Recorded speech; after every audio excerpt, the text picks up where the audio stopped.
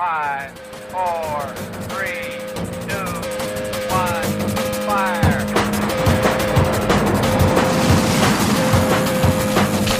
The only thing we have to fear is fear. Mile 18. This is Endurance Nation. Are you tired of just losing your fitness every year? Of getting out there on the open road come springtime and everyone else is still faster than you and you're not making progress? We understand. We created the Outseason program just for you. It's a 14-week protocol for triathletes and gravel cyclists with an opportunity to lock in through your Zwift workouts and focused training to unlock your potential by targeting functional threshold and high VO2 workouts with some endurance on the weekends. We build your fast before you're far. So by the time you get to the spring, you can turn down the fast and start adding some volume when the weather gets nice and unleash your endurance potential. Stop following the same program and hoping you get different results. Head over to endurancenation.us/outseason to get our 14-week program for one low price now. What if there was a way you could get 10 things, 5 to do, 5 not to do, would unlock a fantastic season? Well, guess what? You can. In today's episode from Endurance Nation, I, Coach Patrick, am going to walk you through the top 5 do and do not do things for the wintertime as a triathlete. Now, most triathletes in the wintertime kind of go into mental hibernation, right? They're still training. You'll still see them at the pool and Speedo, shaved legs, messing around, talking on Strava, doing all the things, dreaming about warmer weather, maybe sharing pictures on Instagram or enjoying some old stories when things are nicer and we could be out in the sun. But there's actually a ton of good things and bad things that you can do in the winter to set yourself up for a season or perhaps ruin it. Now, what we want to do here today is to make sure that you're firmly on the do side of the things and you are so far away from the don't side. And the reason why I boil it down this simply is that most athletes, most triathletes in particular, are sort of built to follow in the footsteps of others. So if you've got a great group of people around you, high quality athletes who've got a great deal of experience, you're in luck. You're going to have a great path forward, good footsteps to follow in, and you'll avoid most disasters and see more success. But that's not true everywhere, right? I'm not going to name any states or any cities or countries by name. Lord knows here in Rhode Island, we have our fair share of people who are a little suspect with their training and racing practices, myself included. But that doesn't mean you need to leave up to chance all the things you want to do. A large part of our mission inside Endurance Nation is to make sure that you are the smartest and fastest athlete you can be. And we believe those are inextricably linked. The smarter you are, the faster you're going to be. In other words, once you've made a mistake or once you realize that doing something is bad for you, it's really hard to keep doing it because you know that it's bad for you. Sure, humans are, famous for doing things that are terrible, sometimes even killing them. I get it. When it comes to triathlon, when it comes to endurance sports, when it comes to racing bikes or racing on your feet across mountaintops, at the end of the day, we all want to do better. We are highly incentivized by the metrics of competition to do better. So today, I'm going to cover these top 5 things on the do side, top 5 things on the don't side first. So what should we do? Should we do the do's or the don'ts first? What do you think? I'm going to start with the don'ts. I love the don'ts. The don'ts are so much more fun. Plus, anyway, everyone's going to love them. So here we go. Number 1, don't. Please don't do tons of volume. So you just came off of a season, you did a ton of volume, and you're in the wintertime, you're like, I'm a triathlete, what do? I ride my bike for 2 hours, I run for 2 hours, I like to swim for an hour and a half. That's my life, that's my jam, that's my sweet spot. No, my friend, that is your in-season sweet spot. Out of season, we have to be very different than your in-season self. If you did the same work all the time, it's like lifting the same 5-pound dumbbell the same way every time you go to the gym, every single day. Eventually, your body will adapt. You're not going to see the results that you want. You're not getting any better. Plus, let's not forget that you're the creepy person who uses that 5-pound dumbbell all the time, and everybody else wants to use it too. Why don't you put that dumbbell back, bro? What's wrong with you? So seriously, the volume doesn't help. You can use it intermittently, once a month. You want to do something big, or you're outside, you want to do something adventurous, totally fine. But like day after day, week after week, if your January looks like your July, if your February looks like your August, you, my friend, are going to be in trouble. It'll work for a little while, don't get me wrong, but long term, you will not reap the rewards you want or the rewards you deserve. So use your volume strategically. Turn it down, my friends, turn it down. Number 2, on the don't side, don't go hard outside. It's really tempting. You're fit. You want to have some fun. The weather's finally kind of nice. You want to get after it. But here's what happens when you go hard outside. Number 1, particularly if you live in a state with snow, which is a lot of the country, except for some of the parts that are literally on fire, Hearts go out to our friends on the West Coast there. It's slippery. It's icy. It's dangerous, right? No need to go running at full speed. No need to go biking at full speed when there's salt on the ground or blind turns or low daylight.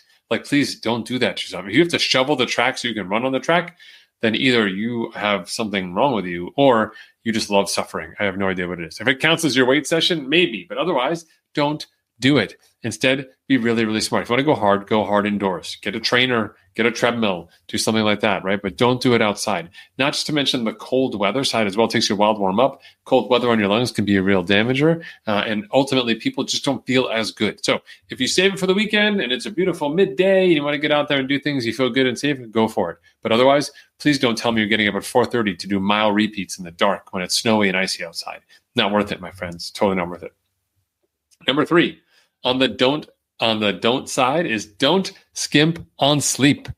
Sleep is so important. And bears, as we all know, like to hibernate in the winter. And it's not simply because it's too damn cold to be outside. And quite frankly, I definitely identify with those animals right now. But I will say that overall, sleeping more in the winter is actually really critical. Daylight hours get short. It's natural for you to fall into a rhythm where you have an opportunity for more sleep. It's a chance for you to recharge your batteries and actually see what a fully rested you looks like, which is actually pretty much like impossible to beat. You're stronger, smarter, faster, happier, all the good things because you're just getting more sleep. Right. So don't take supplements or, meditate or whatever to get these gains. Just get more sleep. Just go to bed earlier. So don't skimp on sleep. It's tempting to really sort of stay up late or maybe extra alcohol, like who knows what the holiday is, something like that. It's going to set you back. So definitely time box your week and make sure you have good times during the week. Usually I go Sunday to Thursday. I get great sleep. Saturday, Sunday, like Friday, Saturday, maybe not so much. Maybe a little too much fun in there for me. But 5 days a week, if you can get good sleep, you're in a really good spot. So do not skimp on sleep. Number 4, don't ignore your workout nutrition. Now, this is a huge pet peeve of mine. Coaching athletes through the winter, I'll often get complaints about people unable to hit their threshold zones in week 5 or running out of energy or the weekends are just too hard. When you break it on down, you ask them all the things that they're doing. They'll tell you everything about the trainer, tire pressure, resistance setting, temperature of the garage, the workout they were in, the gear they were in, the heart rate, their core body temperature, what their kicker said, what their aura said, what their whoop said, all that stuff. But what they won't tell you is what they ate. And the majority of winter athletes, when they go inside, don't eat or drink. I literally have a shelf dedicated, kind of like these shelves here, next to my trainer that has like waffles in it and Cliff Blocks and gels, and I can put my drink bottles on there too. So much food. You are working out, my friends. You are a machine. And when our machine works, it needs fuel. I'm not saying that you can't intermittently fast or whatever goals you have for yourself, but what I am saying is that our body learns to operate on nutrition, and you're going to want it to be able to do that when it comes time to race day. So if you spend half of your year ignoring nutrition and just drinking water or not eating or drinking at all, not only are you doing less work than you're capable of doing here when you are properly fueled, but you're also then going to have to go out and learn how to fuel your body in those remaining 6 months, which, by the way, are the most important 6 months of your year. Don't do it. Just have nutrition. I'm not saying go nuts, but have a bottle of sports drink. Have a gel. It's okay. It's not going to kill you, and you'll actually have better workouts. You'll be blown away at how much better the workouts get. All right. And then last but not least, please, please, please, my friends, for the 5th one here, please don't just be a triathlete. Triathletes are awesome. Everyone says triathletes are great, but triathletes can be boring. If you're always swimming, always biking, always running, you have no variety in your training. You're not having as much fun as you could be having. So in the wintertime, break out of that mold. If you have snow, get out on the white stuff. You can snowshoe, you can cross-country ski, you can skate ski, you can actually ski, you can snowboard, whatever it is you want to do. Don't have snow, you can hike. You can get outside and take part in other activities. I have no idea. You can row. I don't know what you could do in your town. Maybe you join the elliptical club. You join a spin club. Do something different. Do body pump. I have no idea. But get out and do stuff different. Challenge your body. Challenge your schedule. There's plenty of time to be swim, bike, and run and totally get your tri geek on or your bike geek on in season. But we, again, need that variety in our year to be mentally and physically healthier. The change in stimulus actually creates opportunities for us to evolve.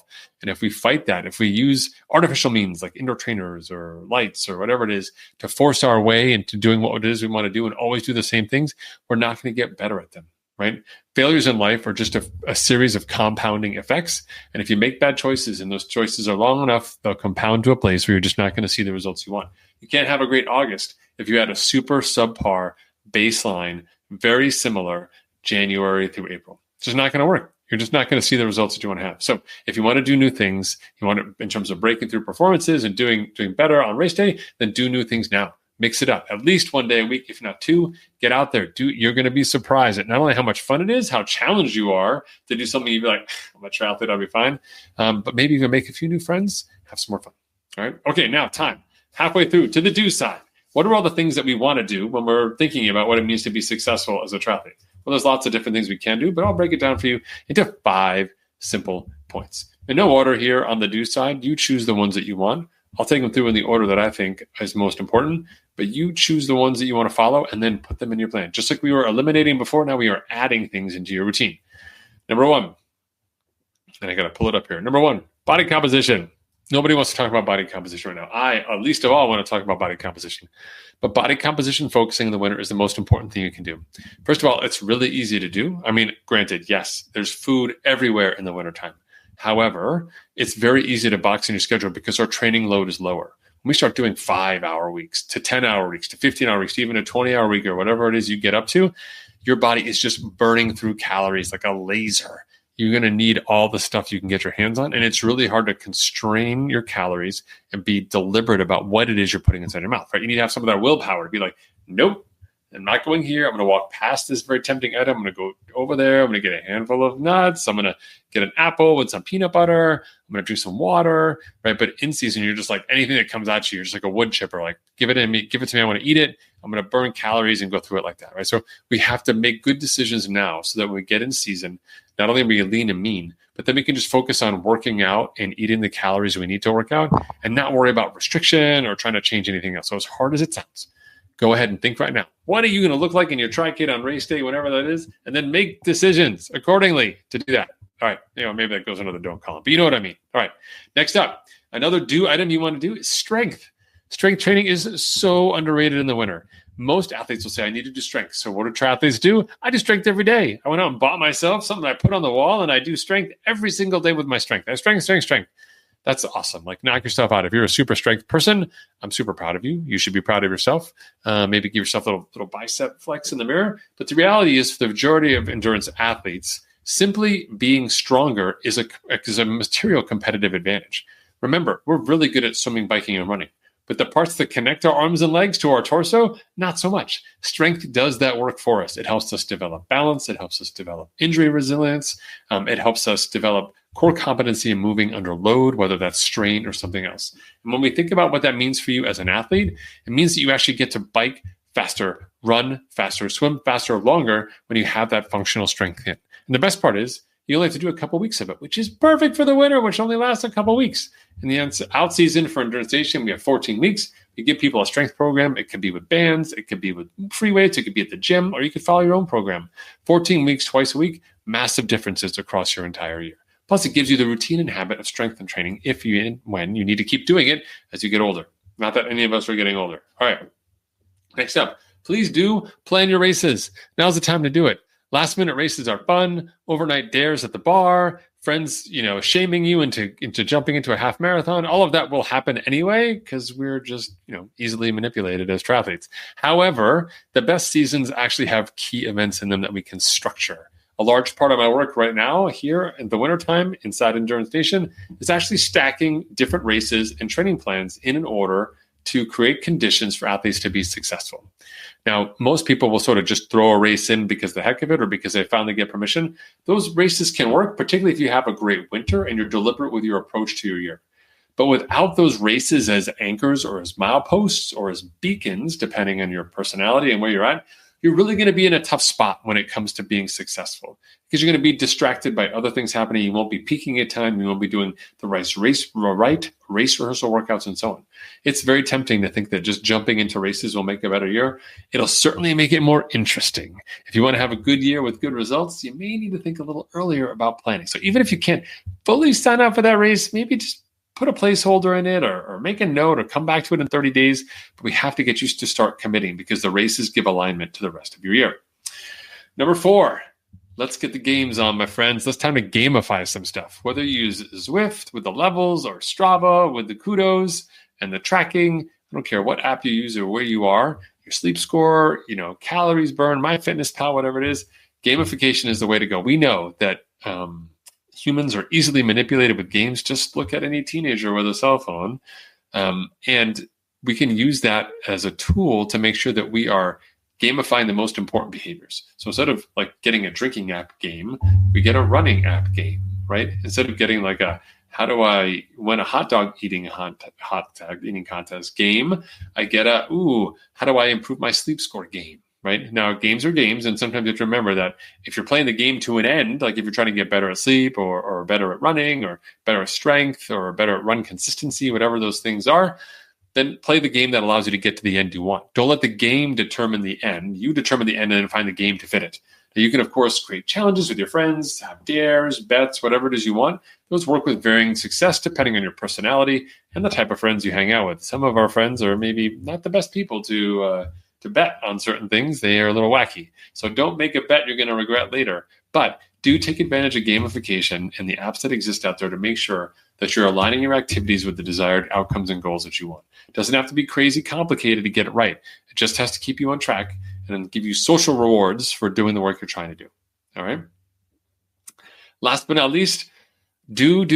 And the last big do, and this is the one I love to do on my own as well, although sometimes I'm not beloved for it, it's time to do some gear upgrades in the winter. Odds are in season, even when you needed to change your cleats or your bike saddle or your running shoes or your swim cap or your goggles, you didn't want to do it because you didn't want to disrupt the mojo and the flow that you were in right now. Like, I can't change my shoes. I got to race in 2 weeks. I can't fix my bike seat. Like, new one will never come here in time. And so it ends up staying on your bike for the race season. And then you kind of put the bike away and the shoes away and don't think about it. And next thing you know, you come out next year and you're like, I got my race in 2 weeks. And it's the same old thing from last year. You've got a list somewhere. And if you don't sit down for a minute, close your eyes, think back to last year, and think about those times when your equipment was kind of not really on your side. I'm not saying failing, because failure gets replaced. It's the things that are subtly chipping away at you that aren't great. Did your feet hurt a lot last year when you were running in the end of the year? Probably need new shoes, right? Was your back bothering you a bit? That bike seat change maybe wasn't really it, right? Maybe it felt good at the time, but it wasn't really it. Those are the things we want to think about, right? Do you need new frame? Do you need new bar tape? Do you need a new heart rate monitor? Do you need a new bike computer? Do you need new shoes, new laces, new cleats? I have no idea. New chamois pads, new bike shorts, all the things. Whatever it is you think you need, make a list and go out and prioritize the top 2 or 3. And if you've got the capital, go out there and get those new items. You'll be glad you did. And you'll make an investment now so that when gear time comes, outdoor time comes, fun time comes, you'll be ready to jump into it because you'll have already made the decision. There's nothing worse than being ready to get outside for the first ride of the year and being like, I got a flat tire. I'm just going to pump it up. Oh, it's totally flat. I'll just use a tube. I forgot to replace the tube last time. I think I have some on my shelf. Oh my God, I totally used the last one. The last time I replaced it, I've got nothing on my shelf. I cannot ride today. I now need to drive to the bike shop to buy tubes for myself. That is the worst day ever. And guess what? For most of us, it happens every single year. Don't be that guy. Don't be that girl this year. Do it differently. Think ahead, plan ahead. Do it right. Be smart. Update that gear, and you'll be happy you did. My name is Coach Patrick, and this has been another episode from Endurance Nation, talking to you about the 5 do's and the 5 don'ts in the other way around to make sure that you have a fantastic year this season. Being successful as an endurance athlete isn't just about working hard. It isn't just about genetics. It isn't just about the person you're chasing or the person who's chasing you. It's about being smart and making good decisions. And inside Endurance Nation, we do a fantastic job of helping people get smarter so they can become faster. If you want to learn more, head over to endurancenation.us, where you can check out all of our free resources, download them for yourself, and start getting smarter right away. If you think it's interesting, you'll find a button somewhere in there to apply, and we'd love to see that come across my desk. I can let you into the team, and we'll see if we're a good fit. Thanks, everyone. Have a fantastic week. Coach Patrick signing off. I'll talk to you soon. Until then, be safe out there, be smart, and no mile repeats in the ice in the dark. You heard it from me first. Endurance Nation.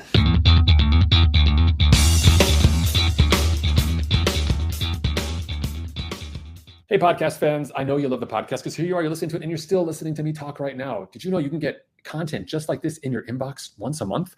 We send out a great newsletter. We call it, guess what? The Unfair Advantage. That's right. It's our information to you, something that separates you from the competition. If they're not here, then they don't know. But if you are here, then now you do. Zero excuses. If you go check us out online at endurancenation.us/newsletter, it's your opportunity to enter your email address, sign up for these updates. They come once a month, sometimes twice a month, depending on my race schedule. And it's your chance to get insider information that's going to help you become a better, smarter athlete. Don't miss out on this chance to get ahead of the competition. It doesn't cost you any money, and it's not a ton of work. It's just your email address. That's endurancenation.us/newsletter. For more information about Endurance Nation, visit us online at endurancenation.us.